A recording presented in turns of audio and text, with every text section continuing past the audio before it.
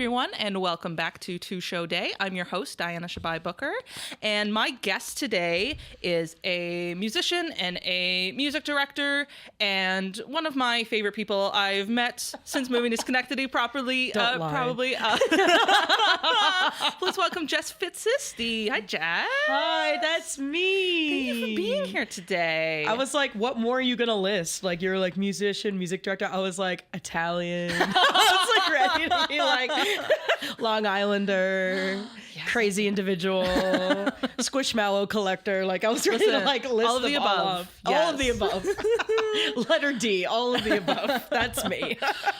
So, this is about theater people. How did you first get into theater or music at large, the arts? Do you remember your first experience? Yeah. I mean, so I'm a band teacher by day. I teach 4 to 6 graders how to blow into bendy pieces of metal, and they squeak and squonk for a while, and then they start to sound good just as they leave me and go to the next teacher. Mm-hmm. But that's just, everyone has their struggle to live with. That's my struggle. Your struggle and your gift. And my gift. You're good as you leave. Yeah, my gift to the world. You're welcome, parents. You're so welcome. So I started playing instruments when I was very, very young. My parents got me to be a pianist when I was around. They tried to do when I was 4, but my hands were actually too small. And the teacher was like, you gotta wait another year. My parents were like, come on, man. Like, we want her to do this. And I was like, I can't even do like tiny baby hands. Even do it. Yeah. So five was like the year that I was finally able to start doing it, which means I've been playing piano for 23 going on 24 years. Wow. Saxophone I started playing when I was around 10, so around 18, almost 20 years on saxophone. So I was a part of like all of the band stuff growing up. Sure.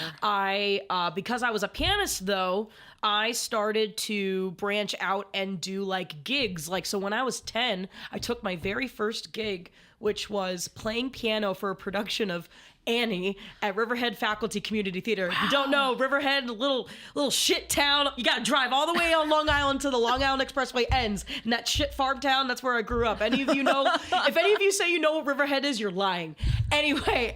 Is that a paid gig? Yeah. Hell yeah. Well, paying gig. Paid an experience. I was 10. Oh, okay. The director did give me like $20, and I'm like, this is probably illegal, but that's fine. I liked playing for it. I was like, oh, this is like cool. Like, I kind of like theater. Yeah.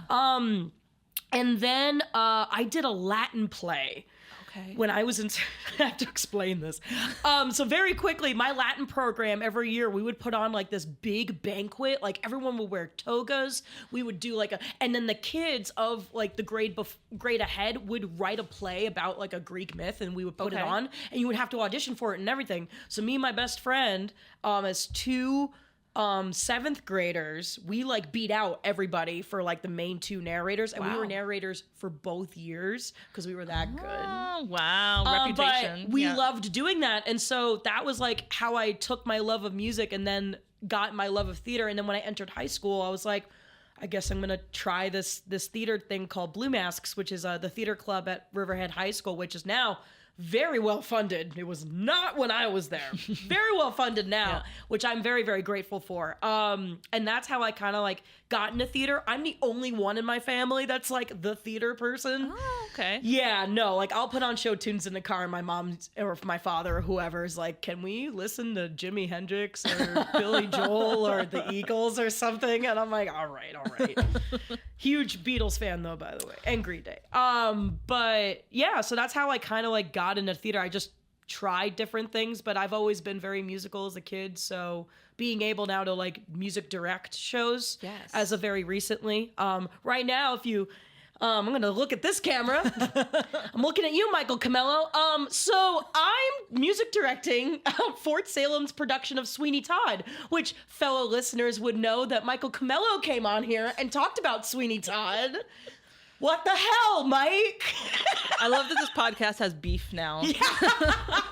Me and Mike got beef. Yeah. The next time, if he ever comes back, we need to do like a duo. Yes. Where like he's sitting on the opposite side of the table and I'm here and I'm like, the fuck, Mike? Yeah, we're gonna mediate this out. Oh, yeah. So let's before we get into Sweeney, which I do want to talk about, I want to talk about how you sort of came into music directing, which I believe was on the show where you and I met. You and I met doing Slock's production of Mean Girls High School version last year. Woo! And so that was your first music directing. Oh, gig, yeah. right? That was the first time anybody was like, I want to give you the full reins. Because I had done everything up until that point. Yeah. I've assistant music directed. I've played in pits since I was 10. I've done stage crew. I've done lighting. I've done stage managing. I've done acting, both as a lead and as an ensemble member. I'd help make sets. I've helped paint things. I've done like everything you could possibly think of. Prepared kids for auditions, worked with kids for 7 years professionally as a music teacher. And finally somebody was like, I think that's enough. That's like that's like when you go to a job interview and they're like, we need you to have 10 years of experience and it's an entry-level job. Right. Where I was like, I have all of this experience, but no one wanted to give me the reins, or I guess no one trusted me. And Elizabeth, our director, thank you, Elizabeth, for trusting me with that. I was very, very nervous. No one probably knew that because I'm an actress. I hide it well. But doing Mean Girls was like very eye-opening because it showed me that I can do it. Yes. Having done that show and then now music directing Sweeney Todd of Fort Salem, it's like a whole different ball game. Yeah. When you go to adults with Sweeney Todd with harder music, I was expecting to have done so much more, and I did. Like during my winter break, I made tracks for like all the big numbers. I made individual things for every big ensemble song. I made sure we knew. So like the exposition of starting it, I was like, here's all of this helpful material, and I've loved that the adults have and the kids involved have like taken it to heart and used it. Yeah. Because some of that Sweeney Todd stuff, man, it is hard. Oh, yeah. It is so, I call it Sondheim soup. It's like this soup happens underneath whatever beautiful lyric or whatever Sondheim wrote, but because of the soup underneath, it's like so hard to sometimes meticulously pick out the melody to know it like truly confidently because you just have the soup underneath you. Yeah. But the cast is doing great. I mean, I'm gonna shout out like James Alexander, man. Like some of you probably know who this man is. Oh my God, go see him be Sweeney Todd. I can't wait. I saw Sweeney Todd with Josh Groban. I mean, I grew up watching the movie. Yeah. I grew up listening to the original track and knowing somebody who can do it and like do it is crazy. Yeah. Go see him. His fiance Molly Waters, she brings such great like sassiness to Mrs. Lovett. Rory Alexa is our Pirelli. Oh my God. But like all of our cast is great. Megan as the beggar woman, Travis who stepped up to be our judge. Our ensemble filled with like kids like Liam and Kelly. Well, Kelly's not a kid, but she can act like one. Love you, Kelly. But like we're just like Kat and Charlie, like Will as our Beetle. Alone, you should go because Will is Beetle. Oh my God, he's gonna blow you guys away. Like I could chide about my cast all day. Yeah. I am just so honored that they all showed up to work with James and I. And I know that I could be a little bit intimidating sometimes. I hope they still like me, please. I think I've only worked with you as a music director once, but I think you're a fabulous music you. director. Thank you. You're very clear about what you want, but you're good with supporting them with resources, and you're also really good at teaching them healthy habits too, especially with the kids. Like the Mean Girls score has just women belting at the top of their range in an unsustainable way the whole time. And you were like, no, we're going to cast people who could do this healthily and that they don't blow out their voices by the end of this. That's my big thing whenever I go into an audition, because obviously a director is also going to look for like the acting bits. But as a music director, I feel like any music director, your job should be able to pick out the voices that are healthiest and most appropriate for roles, not because you know them, not because of any outside connection, but purely based off of what you can hear them vocally do. That's why auditions are really important, to make sure you pick the really good material. we at Slock, they just did like an audition seminar, which I thought was really great for people, because I feel like nowadays a lot of people don't use like unique audition material anymore. A lot of people, because it's easy to come in with like a song from the show, and I'm not saying that's like a bad thing, because listen, if you last minute decide and you need, and you want to be Judge and Sweeney and you come in with Pretty Women, like we ain't gonna be mad. Yeah. Some people ask for that too. Yeah, but like if you come in and sing like Old Man River instead, that's like a completely different show, but it still shows the characteristics of the style of the song. And things like that. Maybe not Old Man River. It was just the first thing that popped in my head. But there are tons of examples that you could do that from. I mean, like I even auditioned for recently Tick Tick Boom. I did a song from a musical called 36 Questions, which like nobody knows about. I have not heard of that. Oh, no. It's a podcast musical. You should look it up. Okay. Oh yeah, it's about like this couple where like the husband finds out that the wife basically lied about who she was, like entirely, and they discuss via podcast, like you should check it out. Check it out. Yeah, but like 36 Questions. I did a song from that show, and I remember the director people being like, "Oh, I've never heard of that one," and sometimes that makes you slightly more memorable. So when I listen for auditions, I really listen for that like vocal health, and I have a colleague at work. His name is Andrew Suddeth. He's like such a great resource for me. A lot of my tips I get from him. Love you, Andrew. He's the best. But yeah, no, I'm a big advocate. Sometimes that gets me into arguments with people because they're like, well, this person, I'm like, okay, but they can't vocally do this part. And that's your job. That's your job. Yeah. And sometimes I've been proven wrong, where I've been like, all right, if they're malleable, if I can work with them, if we have a good, decent personality, I'm with it. Let's go. And because of that, I find that I'm happily surprised sometimes. But there have been times when I've also been right.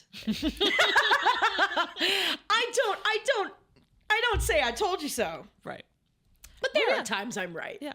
If you have concerns, it's your job to bring them to the director. If the director decides to not listen to those, then that's the choice they live with. That's their choice, and they live with it, and I smile and wave, boys. Smile and wave. So you're currently working on Sweeney Todd at Fort Salem. I am. Which we're going to have this episode out to be out on your first weekend. So you have more chances to go see Sweeney. Yes, please go see Sweeney. The cast is working their butts off. The set, oh my God, the guy who made our set, I can't remember, it's Chuck, I think, something with a CH, Chuck, Charlie, something like that. This man is magic. He built like an old looking church building with stone, the painted gargoyle. Molly Waters' his dad, Tom Waters, the magic man. I call him the magic man because he makes things. Absolutely. He made our Sweeney Todd chair in less than like 3 days. Wow. Yeah, like there's stuff that's made for this show that I'm like Rory and Michael, the costuming people, they're working on some really great stuff, and it's a labor of love, and especially with a show like Sondheim, you really need to want it for it to be good, because it's so easy for Sondheim shows to be bad. Right. Just in production quality and things like that. But it really takes a lot of effort for a Sondheim show to be good, and the effort that's being put in by almost every single person in this cast and crew is amazing. And I get to work with my pit soon too. It's filled with friends as well as new people I'm meeting. So please go see it. Go see it. I love that. So Sweeney right now. You're also playing in the band for the next Slock Sings fundraiser. I'm playing Barry Sax, baby. Yeah, Slock Sings the 90s, which is super fun if you've never been to Slock Sings before. It's all like alumni of Slock come out and they do a song with a live band on a theme. The last one was classic rock, so this one is the 90s. I sang at the last one, Yes, you did. You blew the house down with House of the Rising Sun. Thank you. House of the Rising Sun, man. Amazing. If you ever get a chance to do House of the Rising Sun with like a 12-piece band, do it. Oh, it was like great. That was like, and my father got to go, and my father's the one who taught me that song, and he sat in the front row and he was like crying because I looked at him for like my father was like, I looked at him when I said that lyric. Oh my God, it was crazy. Yeah. And I'm don't know if you started work on this yet, but you're also music directing American Idiot at SWAC this season. Sean Baldwin is fulfilling a small Jess dream. I've loved. We're getting tattoos, like because he had tried to pitch things before with me and it didn't work out, and I was like, listen, man, if you pitch this show and we get it, we're getting tattoos. We're getting tattoos, Sean. this is evidence. We're getting tattoos. I already know what I want. It's gonna go right here. It's gonna be a Rage and Love. I'm really excited. But I saw American Idiot on Broadway with Billy Joe Armstrong. It was the best surprise my dad ever planned for me. I was so stupidly gullible. He got my best friend's family to come to the city. They had all convinced me that we were going to go see Rock of Ages. We walked past American Idiot. All day I was sad about it because I knew my friends were going to be there because they had bought tickets the weekend before we were there. And I wasn't allowed to go with them because they had already done this. But I was like really sad about it. I was bummed, but I was trying to enjoy the city. My dad's like, you know what? Let's see if they have last minute. And me being an embarrassing teenager, I was like, Dad, no, like I don't want to be a bother. I want to just exist and not be a bother. And they scanned the paper. We walked in and it was, you're seeing American Idiot on Broadway with Billy Joe Armstrong. And I like burst out crying. I was, oh my God. So sweet. Like Green Day, I can say this full-heartedly. Green Day is a music and a band that has saved my life. Yeah. My family is completely devoted to like their music for like bringing us together during really hard times and just sticking it to the man. I love Green Day. I love what they stand for. I love what they do. I love all the stuff they're doing right now, especially in the world that we're living in. They're like bringing their 90s grunge back, and I'm all here for it. But yeah, music directing that with Sean Baldwin, our director, who I met because I did a show with his brother Stephen Baldwin. We were the leads in Slock's production of It Should Have Been You. We were the romantic leads. Really? Yeah, so I met Sean because I had to kiss his brother on stage. Because Sean was in the pit. And then, as our friendship grew, I then saw Sean in Ride the Cyclone at Steamer 10. Oh, where he wore spandex and was a space-age cat alien man. Oh, yeah. He threw money from, like, all orifices to the audience. God. Yeah. So that's his director. He's really cool. Wow. Yeah. I'm really looking forward to that. It feels like it hasn't been done a lot in this area. Yeah. At least lately either. I think now, especially with, with yeah.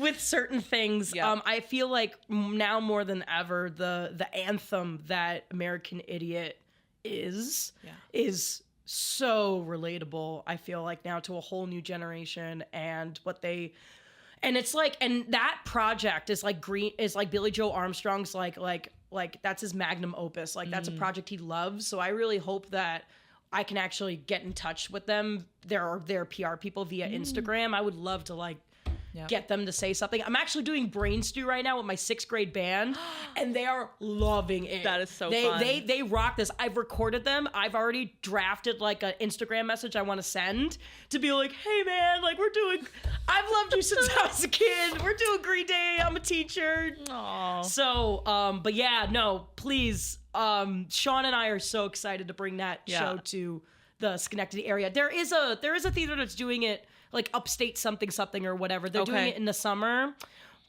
but we're doing it next year. There you go. Yeah. So you should just come it's to in a that year. one. Yeah. There you go. Mark your calendars now. There you go. Get your Slock subscription. Or May. I think it'll be in May. Perfect. Okay, let's get into our shows today, which are nothing that we have already talked about. All the shows I've already mentioned, like the 12 shows I've mentioned, not even the one we're talking about. Oh man.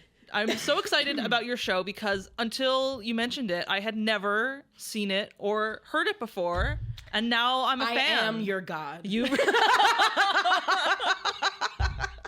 Jess, please, the big reveal. What is your show? Oh, my show is, I don't know if any of you could read this because of glare. There you go. But my show is Titanic. Let me just show my tits off. But it's Titanic. Really poor placement on the shirt. But yeah, my show is Titanic, the musical. Yeah. Not to be confused with Titanic. Yeah, not to be confused with Titanic, and not to be confused with the Cameron production movie. Not related. Titanic. Not related at all. This one came first, which I learned. This one came first in 1997. This show came out first. That's right. But the the things that came after it are the things that are more famous, which pisses me off. But that's okay. Today is your day, Titanic the musical. Today's your day, which is great because Diana walked in and she was like, "Do you know what day it is?" As if you didn't know. As if I didn't know, the Titanic person. Yes. If you did not know, today on the taping of the show, April 15th, it is the anniversary of the Titanic's demise, sinking into the ocean. Here we go. Via iceberg. That's right. It is literally the anniversary. We could not have planned this better. Oh, man. Best. Okay, give us the details. Who wrote it? Oh, man. When did it premiere? All right, so this is a show with a book by Peter Stone. It was directed by Richard Jones. Mary Yeston made the music and lyrics. There's no separate lyricist for this.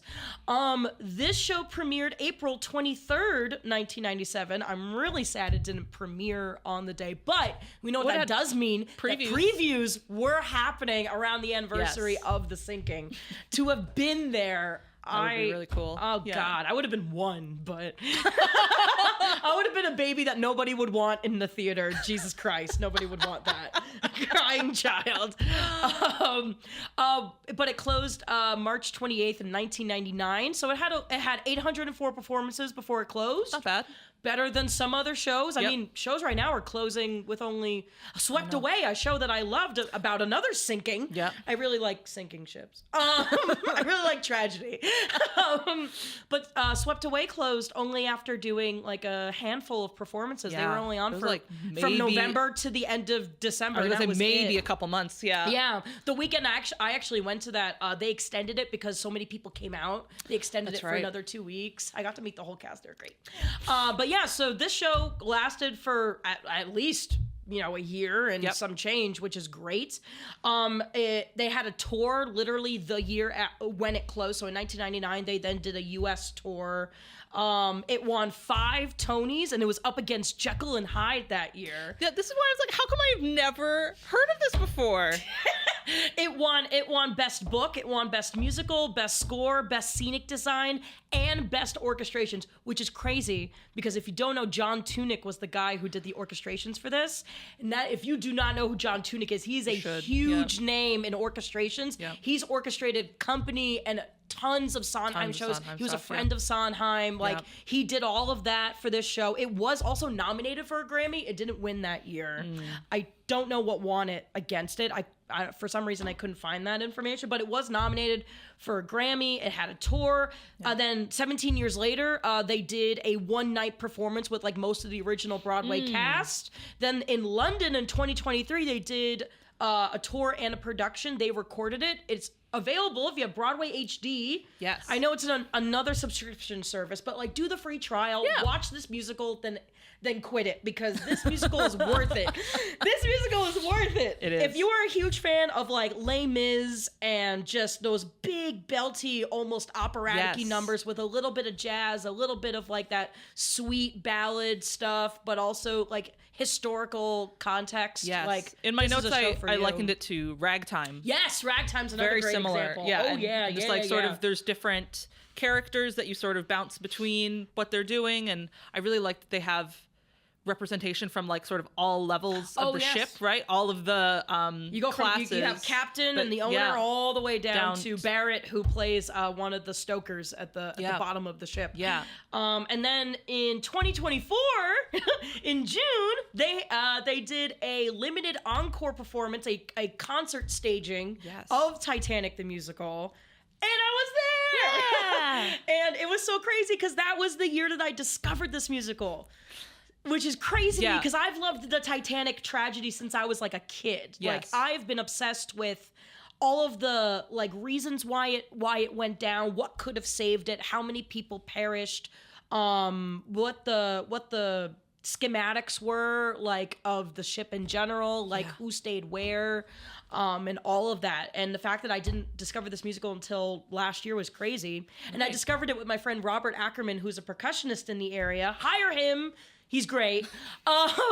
But he and I, like, watched it one night in our apartment with my husband. We were like, and he was like, "Oh, it's cool."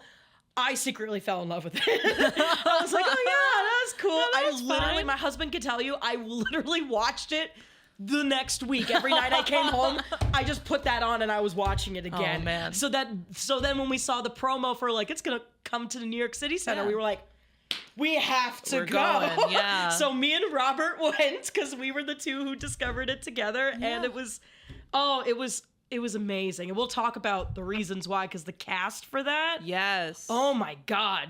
The casts in general that they've gotten for most of their recorded and done performances are, like, anywhere from Broadway staples to newcomers and people that did Broadway and then left Broadway.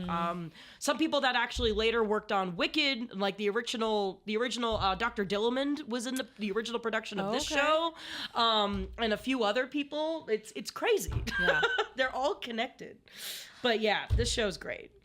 That's great. I love this show. I love how excited you are about this. You brought your... Can I pitch in? Because Yes. I figured out who won the Grammy that Yes, year. thank you, Mike. I was going to ask. That's right. It was a tough year. It was a tough year. Can you give us the nominees first, who and was- then we'll Yeah, guess? oh yes. Oh my gosh. But now I lost it. This is terrible. Oh, Mike, What is come on. wrong Fire with me? You interrupted us. Now you don't have the information. No, I got it. Okay, here it is. Here it is. Okay, nope, that's not it. It was Ragtime, Jekyll and Hyde, Titanic, Chicago. Oh, Oh, that's the right. Chicago Revival. That's right, 'cause it was the Chicago Revival. that came out. What a tough year. Oh my God. Yeah. Who won? Chicago. Chicago did. Chicago. What? Chicago I would have beat thought Ragtime? I was I'm going to say upset. I would have thought Ragtime. The original Chicago. Uncultured swine. Yeah, the original Chicago didn't get a lot of love when it came out in the 70s, and then the revival true. happened. Also from a city center encore. Yes. Was born from there, and then now obviously it's still running, and that's the Chicago we know and love is the black lingerie version. I missed one. I've never heard of this show. There was one more. Sorry. Oh. So it was Jekyll and Hyde, Songs from Ragtime, Titanic, Chicago, and The Life. Oh yes, the life. Life, yes. The I don't know The life Life. did win a few. My money and my business. Yeah. It about won sex a few. workers, It yeah. won a few Tonys. It won some Tonys, I believe, or at least was in I it? remember reading it being nominated at the very least. Lilius White was in it, I think. Yeah. There's a bunch. But I ended up, like, looking it up after I was doing some more research about this. But yeah, no, that's a tough year, man. Yeah, good year. I'll still be sad. I'll still be angry Ragtime didn't win. Oh man. Okay. Yeah. So let's talk about the story here. I mean, obviously it's the story of the Titanic, Yeah. but like it's The not Jack and Rose. There's not. No. There's no. It's- No, there's no Celine Dion. This is a There's- Celine Dion free there's musical. No, Yeah. There's no rich boyfriend who gets jealous of the poor boyfriend. No. There's no Heart of the Ocean. no No. Heart of the Ocean. There's no secret scuba diving thing that occurs so they can find the naked picture of the grandma so that they can all reminisce about grandma's biddies and the time she was on the Titanic. Okay, quick story. My parents let me watch the Titanic movie far too young. I was born in 95, so it was probably 99 by the time it came out on video. Yeah. Watched it at home, and I became obsessed with that. And I remember on my Magna Doodle recreating the nude sketch of Kate Winslet as a 4-year-old. That's when I you should have knew. known I was by far That's the sooner. moment you knew. Far sooner. When I realized it, I was like, "Oh shit, that's why I did that." Okay, Oh, So- I like those. Titanic is formative for us all. Titanic was like, I'm gonna gonna teach find you the some things gays today. I'm gonna find the gays, and I will be their savior. Yeah, no. So this show does not do any of that. No. This show literally starts what I really like about the opening number is that productions have done it differently over the years. My favorite of all of them is this version where so you hear the sweeping motion. And then and you hear all of these angry people yelling, like, how could you fucking do this? My family was aboard that ship, blah, blah, blah. How can you live with yourself? And they're yelling at this man who you later learn is the owner of the Titanic, Mr. Ismay, who I will get into why people were, oh man, like, this guy's a dick. Yeah, that sucks. But, they're yelling at him, but they don't hear it. Mr. Ismay hears them, but what Mr. Ismay's walking as all of them are yelling, he's looking back in time at when Mr. Andrews was making the plans for the Titanic, and Captain E.J. Smith was like with him, and they're like looking at the plans, they're okaying it to be made. So it's like this really cool, like, he's looking at where it began, and he's also dealing with the repercussions of the people that died. Like, those are the voices we believe of, like, people who died on the ship, or people that are alive that are angry that he's there. And then when the starting thing ends and they leave, like, he solo sings, and you have these people on this banister staring at him, and those are the people from the boat, like, but you don't know who they are yet. Right. And he sings the starting line, like, every age mankind attempts to fabricate great works, at once magnificent and impossible. And he starts listing, like, the Duomo, Stonehenge, the Parthenon, like, all of these things. And he talks in the song, basically, it's like he wanted to make something that would be one of these things on water, essentially. And then the show just goes into that first day of they're getting everything on the boat. They list real things that were on the boat, which one does include a red motor car that was on the ship. That is a real thing.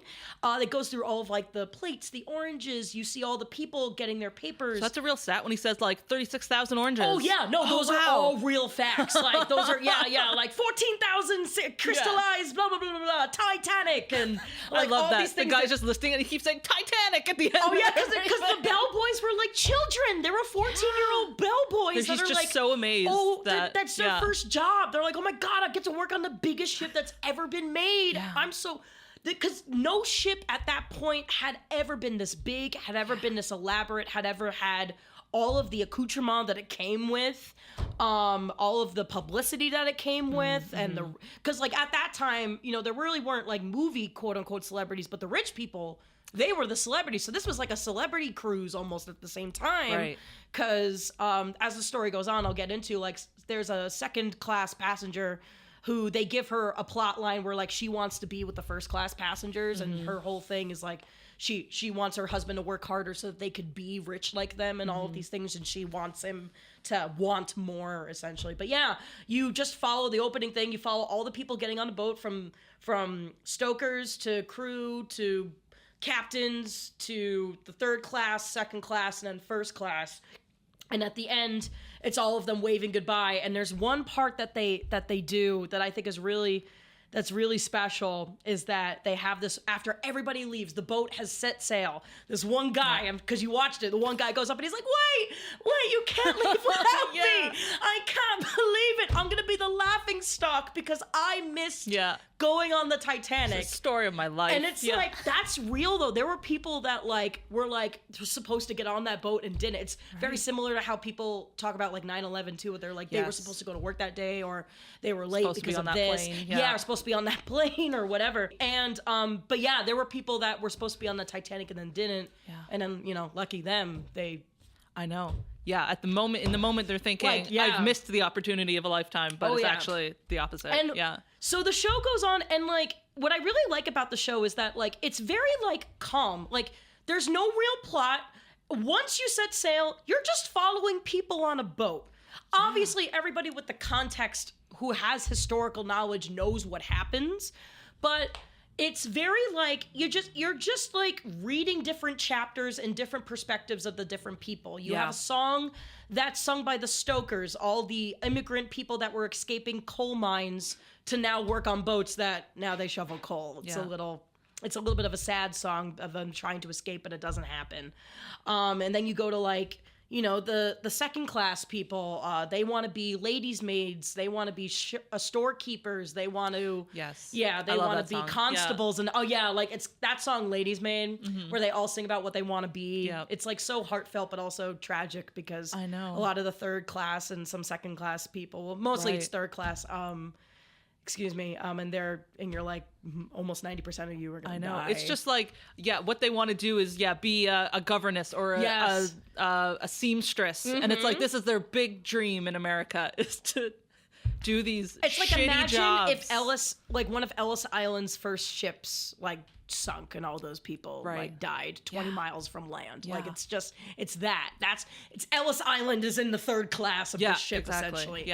And then second class is just you follow a newlywed couple that wants to get married when they get to New York, and you follow Edgar and Alice Bean, who are hardware store owners, where he schlepped all this money so he could take his wife on this big grand trip, so maybe that she'd stop haggling him about wanting to work harder so they could be an aristocrat rich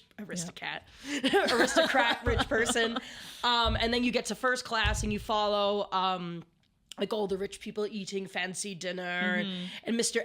Henry Etches, one of the best parts in the show, the butler guy who like serves everybody. I love him. But the thing is, as you go through this, you start to get little snippets of things that could have saved the ship. So like one of the things that occurs is Mr. Ismay is like hell-bent on making his boat a 4-day vessel. He wants his ship to reach New York in 4 or 5 days. Right. Faster than any White Star line, faster than any Q-liner line. He wants a legend. That's what he keeps saying. So he keeps going to Captain Smith. He's like, well, like, are we, and he goes to Mr. Andrews too. He's like, are we capable of 22 knots? Because he's like, I know that's how fast we would need to be to get from here to here. Are we capable, Mr. Andrews? And he's like, I believe we're capable. And then he looks at the captain. He's like, well, we're capable. And Captain's like, we'll go to 20 knots. And he's like, it's a start.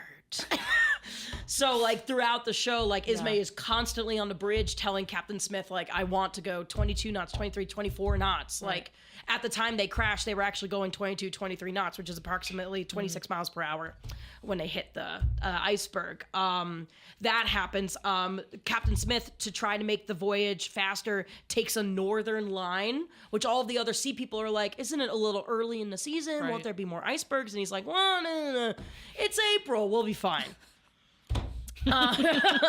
And they start getting more and more iceberg warnings, because this is one of the first few ships too that really started having a multiple commed Marconi National Wireless radio, the Morse code, do the telegraph, and they are getting all these messages, and they send, they're starting to send them to the captain, and the captain's getting annoyed that they're disrupting his rich people dinner, so he starts to crumple them. And there's one scene in particular where he's reading one, and Captain Murdoch, the second captain, the assistant captain, is singing this song in the back, just him, and he goes, thousands on board, each in his class, you are the something of all that must pass. Yours to set course, yours to command. You hold their souls in the palm of your hand. You hold their souls in the palm of your hand. And in the last one, he crumples more iceberg warnings and just puts it in his pocket. And you're just like, come on, dude. And so like that's happening. The stokers are getting worried that the screws are turning at 72, which is like a crazy high number for a boat that large. And at the very end, like all of it starts to build up with a song called No Moon, which is true. On the night that it sank, there were no stars, no moon, there were no light, just candle light. Yeah, that fire. song is so like haunting. It is. It's my husband's favorite. Yeah, there's no moon, there's no stars, there's no light. He's just this nothing guy to spy things by. Right. Nothing from sea to sky. Stillness, darkness. Can't see a thing, says I. Yeah. Not a shadow, not a reflection, not a light meets the eye. Yeah. And it's just, and you see him, and he's trying, and he's like looking, and you see his eyes widen as he sees this thing, and he rings this bell. Yeah. And at that moment, Captain Smith actually went to bed and gave Captain Murdoch the helm, because he's like, you've never had a ship of your own. Here's the biggest ship that's ever happened. And Murdoch did, canonically what he was supposed to do. He was turning the stern. He was trying to do this to avoid, but because icebergs are so much bigger on the bottom, it was unavoidable the moment he saw the moment the guy saw that it was already too late because the iceberg was so big. Right. And then Act 2 is when you're like, oh, yeah, now it's going down. Now it's going down. Literally. And literally. Yeah. I love the first song of Act 2 because it's called it's almost like, it reminds me of the song Costume Party from Come From Away, where they're like, everyone's dressed up as in a messed up costume party. Yep. And they're all putting on the clothes of the people from Gander, and they're like not themselves. Right. All of the people are like in the first class dining salon. They're like, I'm in my pajamas. What do you want? This is stupid. Yeah. We paid £1,600, which back then is like millions of dollars to be on this boat. It's like, why are you waking me up in the middle of the night? Yeah. And Mrs. Bean was like, I'm gonna powder my nose. I'm gonna be around the rich people, and they're like, no, you should come, because they didn't tell anybody. They told no one. It was literally like Come From Away. They're like, the people on the plane are like, what's going on? They're like, we're just gonna give you liquor, and like that's kind of what they did. They were like, we're just gonna kind of like give you water. Here's some champagne. Oh, don't worry about it. We'll be on the water soon enough. And then like the lights go out, and they're like, Mr. Guggenheim, please, your life belt. And he like throws it on, and then the hectic Nick starts, and that's when the show. Literally, in the original Broadway show, that's when the boat starts to do this on stage. And they actually were able to get it so that it got to like full point. Oh, wow. It's amazing. But yeah, the second act obviously starts with the fall. There's an amazing number where Mr. Andrews, Mr. Ismay, and Captain Smith are in a room, and they're all trying to blame each other. Yeah. Of like, and it's all the things. It's very like Your Fault from Into the Woods. Oh, yeah. yes, yeah. but like way more powerful because it's real. Because it's real, Yeah. and hundreds of people died. Yeah. Like hundreds. You're ready. I came prepared. But like in total of like for like third like crew, for instance, 685 crew died. Wow. And like of third class, 536 died. Second class, 166 died. And first class, 130 died. Wow. Like, and it's like, oh my God. And statistically, what's horrible is that most of the people who died in third class were women and children. Wow. So it's like, and they're all yelling at each other about whose fault it is. Meanwhile, and they're trying everything. The Harold Bride, the wireless. Actually, fun fact about him, they actually chose to do Harold Bride instead because Harold Bride was the assistant one. Okay. And on the real boat, there was a senior one. I forget his name. There was a senior wireless operator. He went down with the ship. But Harold Bride, he also was there until literally the senior person was like, "You're young, get out of here." Wow. Yeah, and he survived. But Harold Bride's like doing CQD, which at the time was a call for help. But it's confusing because it's very similar to another message. So they created this new message, SOS. They're like, there's this new one I heard about.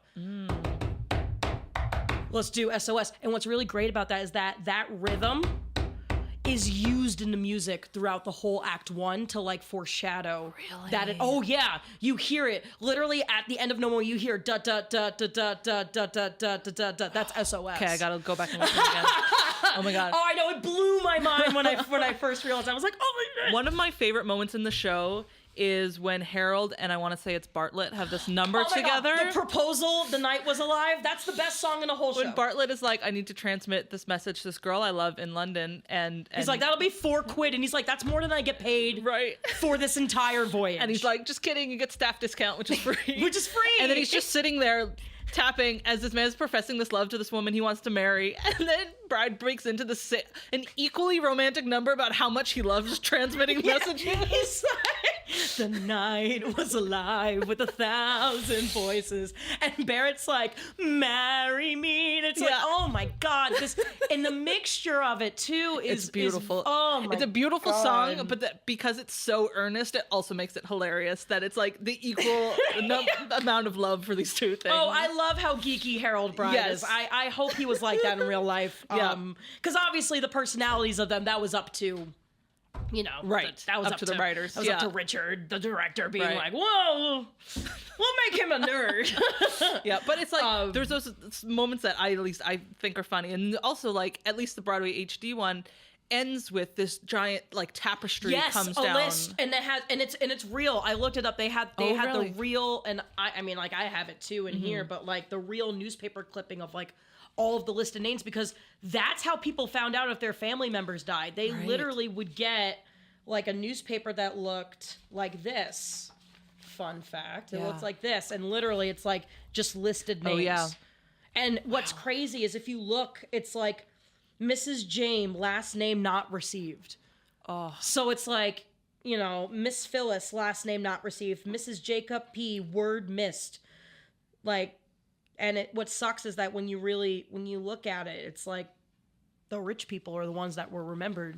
Right. Because they had the money to be remembered. Whereas right. all of the other people who died, there are probably thousands of people who are unnamed because of, because they were just not as rich enough to have their name plastered everywhere. Yeah. But yeah, the show ends with one of my favorite moments too is right as Mr. Andrews, the guy who designed the boat, he's sitting at his desk as the boat is sinking, and he's realizing that if he had just made the watertight compartments go all the way through and extend the line, because they stopped a deck too low. So if they had just extended it, the boat would have floated longer and would have been able to save every man, woman, and child. The other thing, too, is that the Californian was a ship that was within 7 miles of the boat, but because their one their one radio person that went to bed, they didn't know. Yeah, there's all these like what Carpathia ifs. was hours away. That's the ship that ended up coming. But like if the Californian had heard the call, they would have been saved.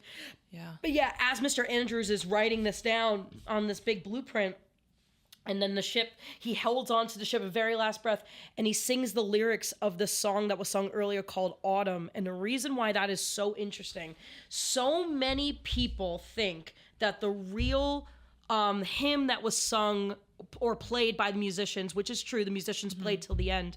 That really hits me deep, man, because like that's the moment. That's like I'm gonna go out doing the thing that I loved, man, and that's passionate to me. Yeah. But they a lot of people believe it's like God lift me up or something like that. Maybe my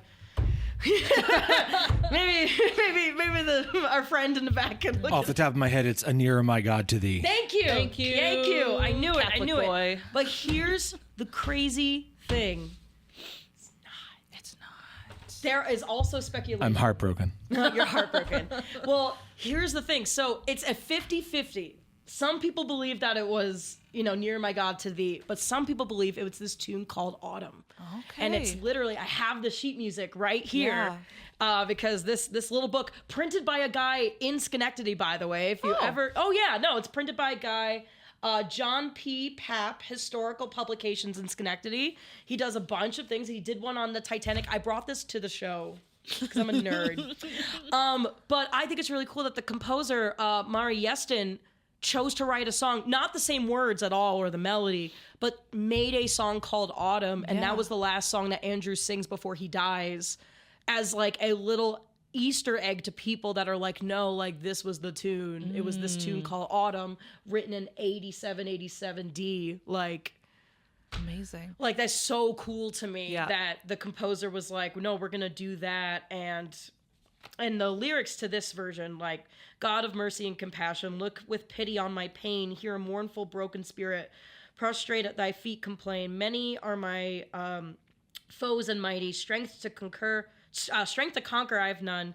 Nothing can uphold my goings but thy blessed self alone. And it's like, that's beautiful. And the fact that was played as they like sunk is crazy. But and then the show ends literally with the tapestry that you mentioned of all the names listed, and all the people going like, my husband was on the boat, my husband was on the boat, my husband was on the boat, and then like Mr. Ismay's the last one, and when that lifts, it's all of the people.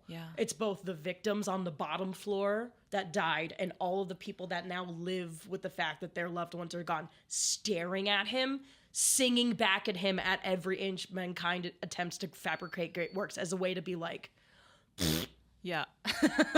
This is the musical for if you are a Titanic fanatic and were disappointed by the movie. Yes. This is the show for you. Yes, this is it. This is it. This is the show. It's wonderful. Thank you for introducing me to it. I feel like I don't know why people don't talk about this, because I do think it belongs in the ragtime, in that incredible cast or class of Grammy nominees that we talk about all the time.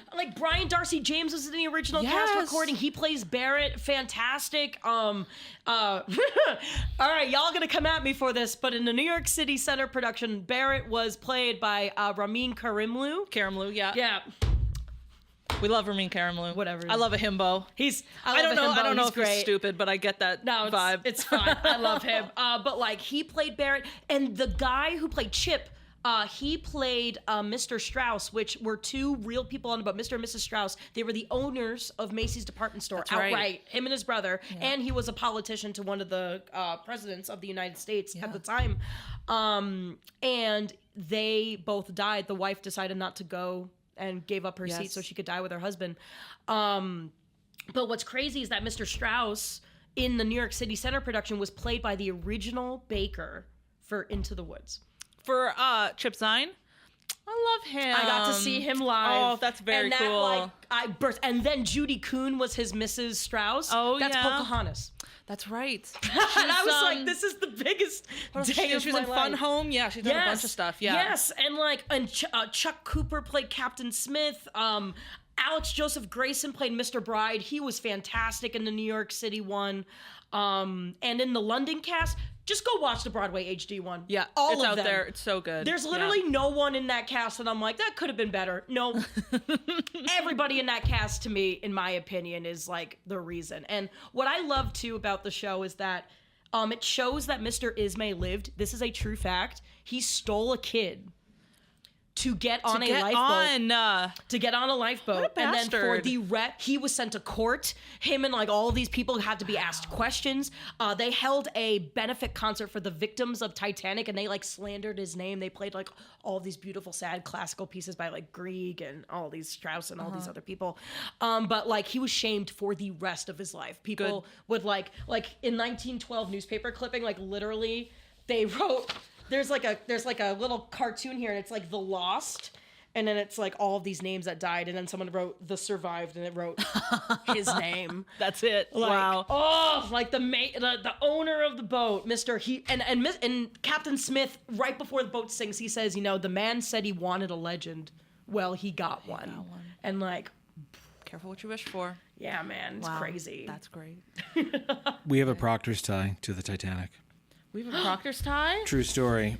That the theater that we now call Proctor's is the second theater that Mr. Proctor built. Mm-hmm.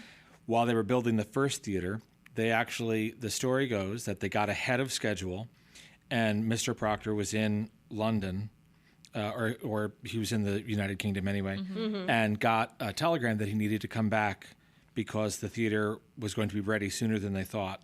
So he booked an earlier charter to get back to the U.S. and didn't end up going on the Titanic. He was supposed to get on the Titanic. Yes, he was. Wow. See, it's one of those 9/11 things. It's one of those like, I was supposed to get on that boat, but I didn't. The show does a really great job, in my opinion, of both fabricating the tragedy a little to make it more relatable, because, as we're fully aware, no person of color of any descent survived that boat. Oh, it's right. It's insane. Right. And the classism that was on the Titanic, and the fact that Mr. Ismay gave up lifeboats to give the rich people bigger staterooms. There's a whole slew of problems there. But what I like that the show does to counteract that is to diversely cast. Every show that I've seen is casted people regardless of their of who they are, but just of their talent. And I think that's a really great way to like combat the fact that the Titanic did kill, a good amount of rich people, but it did kill a bunch of people that didn't deserve it because rich people wanted bigger staterooms. Right, because they were greedy. So I think it's really important that the show kind of, it highlights a little bit of that, because I think a lot of people will just see the Titanic and they'll just think, oh, like, here are all the people that died. And, me being someone who's studying culturally responsive teaching, I think it's really important to remember that, like, there was a slew of issues with this boat because of the time period. I mean, 1912, that was a tough year to be a woman, to be a person of color, to be anything not a white man. Right. So, and that's the thing too. And, you know, just to end on it, like when you look up, like in this one, they have like a little pamphlet of like, here are all the celebrities that were on the boat. Next to the men, it says what they were. And next to the women, it just says Mrs. and the man's last name. Of course. So it's like,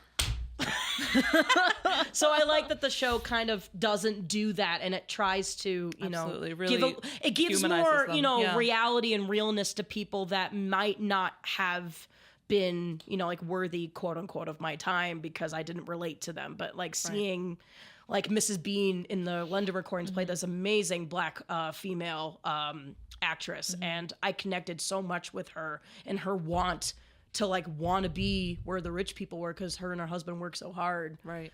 You know, and I don't think I would have wanted it more if, you know, if it was somebody that was like, well, I'm rich and I feel like we should be more richer. Right. Yeah. Or whatever. Yeah, the first class people are there, and you get a you know, a good sense of them when they're at dinner or whatever. And the Strausses have this wonderful number at the end called "Still" about how they still love each other. They're gonna die together, but more time is spent between the three classes with the second and third class. Oh yes, Yeah. and I think that's really valuable and important because they could have easily just done the named people. Yep. They could have easily just done the rich people and been like, well, that's the only people are going to care about because we don't have. Literally, I read you like they don't have names. Right. Yeah. Of Exactly. people in the third class that died and or crew really. And I think it's really important that they did do that, especially because there's a moment in the original recording where during I Want to Be a Lady's Maid, they have these people sing in different languages to represent the immigrants that are also trying to use Titanic as a way to get to a better life, similar to like Ellis Island. And I think that was really important to highlight. I just think there's even that scene where Mr. Oh my God, the butler guy that I love so much. He sees the woman that used to be a first class person, but now she's second class because she's marrying that second class dude. And he's like, oh, I haven't seen you. Like, where have you been, girl?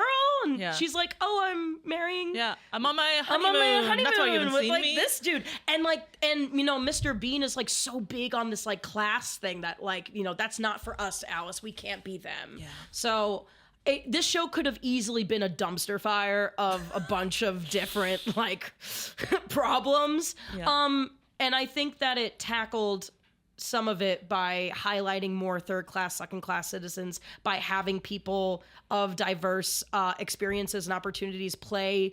It's similar to how in Hamilton, a lot of the people in Hamilton are played by like the people of America now. And I find that that's really cool with Titanic as well, to make it people that would have been on the boat now if the Titanic had existed in our time period. These are the people that would have been on it. And I think that helps a lot with, you know, some of the obviously historical blunders that the Titanic had with it at its time. Absolutely. Oh man. So to totally change course, boat pun. No, it's okay. It's okay. Let's talk about another boat. Yeah, another boat with a completely different ending. I'm gonna talk beer ending on a boat. I'm gonna talk about Anything Goes. Oh yes, Real Anything quick. Goes. Okay, so the book, according to Wikipedia, is by several people. The original book was got by Guy Bolton and P.G. Wodehouse. That's how it's spelled. I'm not saying Roadhouse. It's W-O-D-E House. Wodehouse. There's no problems there. And then there was a revision by Howard Lindsay and Russell Crouse. I was going to say, how many of the revisions have you listed? Because Anything Goes is notorious for having... It just keeps going. Which might equate to its problems, but... Yeah. Music and lyrics are by Cole Porter. The original production was also directed by Howard Lindsay. The premiere date was in 1934 on Broadway, 1935 in the West End. Notable productions, I just wrote so many. But I especially wrote down the 1987 Broadway revival, which was its first Broadway revival, actually, starring my gal, Patti LuPone. Also the 2011 revival starred Sutton Foster.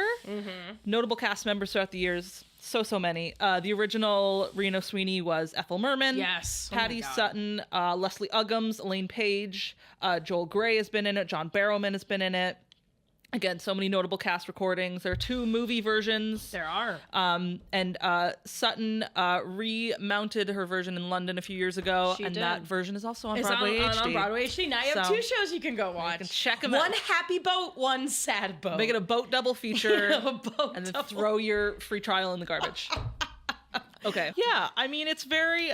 I have the whole story written out here, which I'm not going to go through, but I'll go through the main players. Boat antics. Boat antics. That sums it up. I lied to you. It's Woodhouse, not Wodehouse. I looked it up. I it is fact checked Woodhouse. my own fact check, and I was wrong. Wodehouse.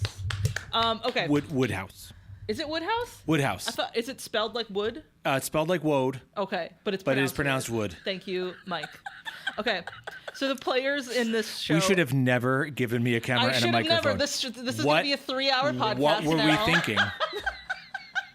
This is another one of those things where we both had the same thought, and we were like, I was like, hey, Dan, what if we do this? And she was like, I was thinking that, and now this is a bad idea. Like, we'd started the podcast as regular. Mike was not a part of it, and then he became a part of it. Then he was like, hey, how about we do mini episodes with you and me? And I was like, yeah, I was thinking you could like come on at the beginning, and now we have full episodes with Mike, and now he's in the regular episodes too, and I'm just going to leave soon. And this is my slow play to take over 2 show day. Yeah. Where you're gonna hear like a record scratch and Diana's I'm gonna be face is gonna replaced with, disappear. like an AI hologram. Yeah, Oh my God. Yeah. No. With Michael okay. McCord and friends. I'm just going to text you randomly just Wodehouse. And it's going to be a toad.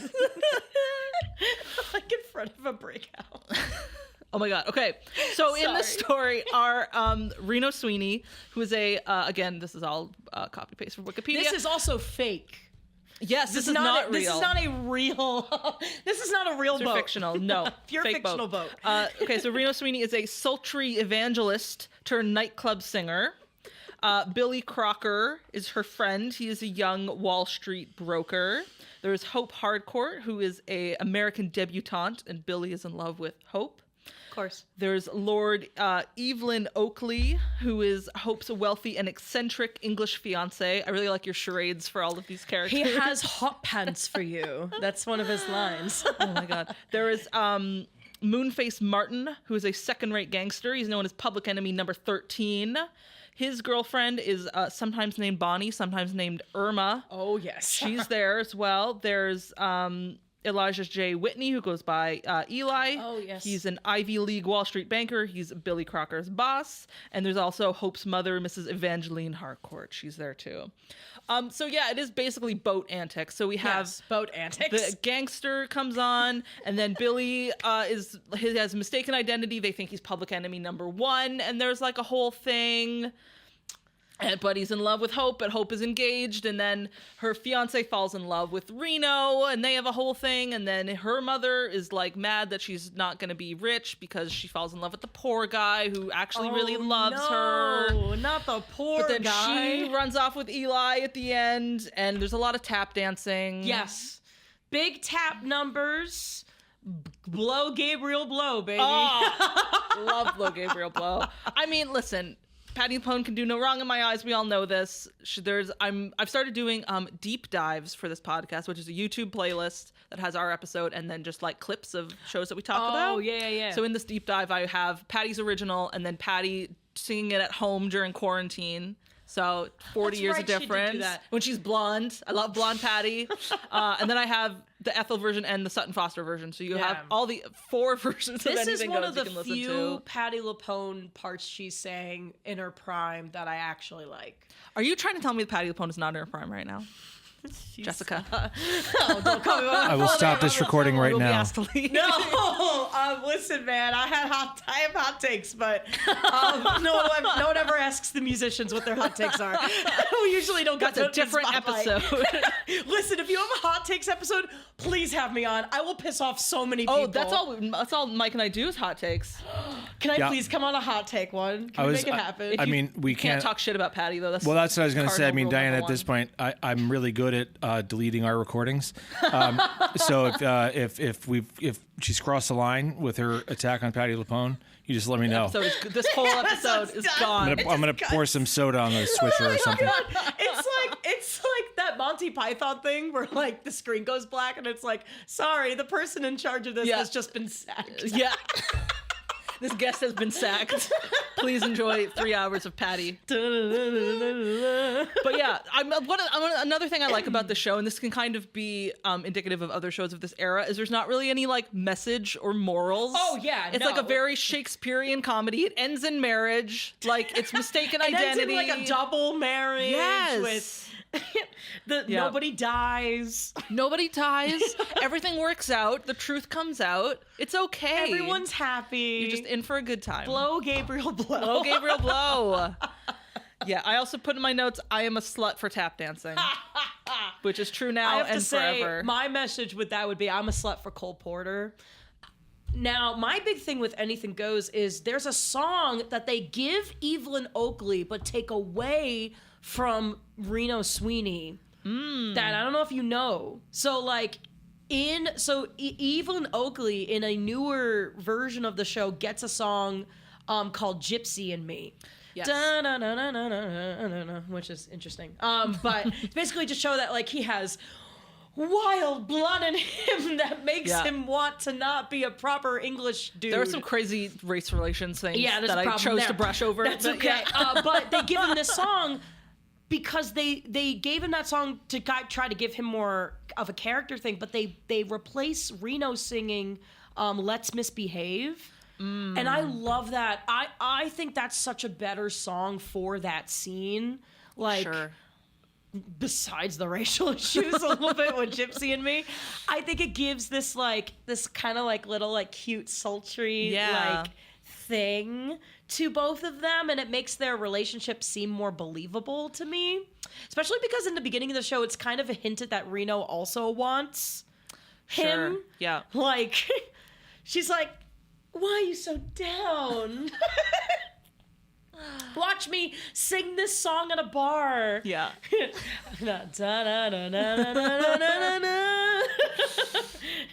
So, what song is that? I get a kick out of you. Yeah, she sings I get a kick out of you. Like, come on. There are so many classic standards. How many in women here. does this man get to choose from? I know. And Anything Goes. It's wild. It's crazy. But yeah, everyone ends up paired up, and it's all fine, and it's a nice palate cleanser after you are sad about Titanic. Throw on Anything Goes, and it's like the opposite. Go listen to some nice Cole Porter jazz, man. There you go. It's an upper. Yeah. I almost love Anything Goes more as a concert. Sure. Personally for me, I think the music of Anything Goes fits really well. It's just like a night of Cole Porter music, and you just sing all of the greats. Yeah, let's take out the story. I want to keep the dancing. Yeah, too. we can have the dance number. Yeah. We could do the music, but just because the story's been upheaved so many times. It's been hacked to pieces for sure. Yeah, and I just think the music of Cole Porter deserves to be remembered because it does show of its time, that just beautiful sounding lush jazz orchestra sound that I don't think we really hear that much anymore. Yeah, wonderful. Well, thank you so much for being here. This was a wonderful discussion, and I love when people's passions come out. This is why I wanted to do this. Oh, yeah, no. Yeah. Have me on anytime. I'll make people so angry. All right, thank you. Yay. Thank you. Two Show Day is hosted by Diana Shabai Booker. It is produced by Diana and Collaborative Studios. It is produced and edited by me, Michael McCord, and recorded at Open Stage Media Studios. It is distributed by Collaborative Studios. Two Show Day is independently owned by Diana. Any opinions expressed herein are not necessarily the opinions of Open Stage Media, Collaborative Studios, Proctor's Collaborative, or any of its affiliates or partners. Want to contact Two Show Day? Find all our social media at linktr.ee/2showday or send an email to twoshow.daypodcast@gmail.com. If you would like to become a part of the Collaborative Studios network, please contact us at collaborativestudios@proctors.org.